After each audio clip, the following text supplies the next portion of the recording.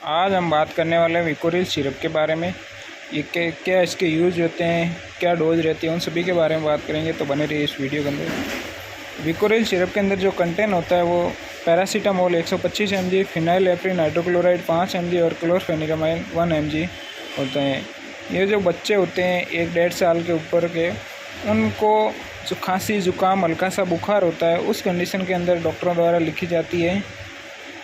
ये American ice cream flavour के अंदर आती है, हमें अलेम्बिक कंपनी द्वारा बनाई जाती है। जो 60 ml की ये बोतल है, इसका जो प्राइस है वो 83 रुपीज़ है। और जो इसकी डोज रहती है वो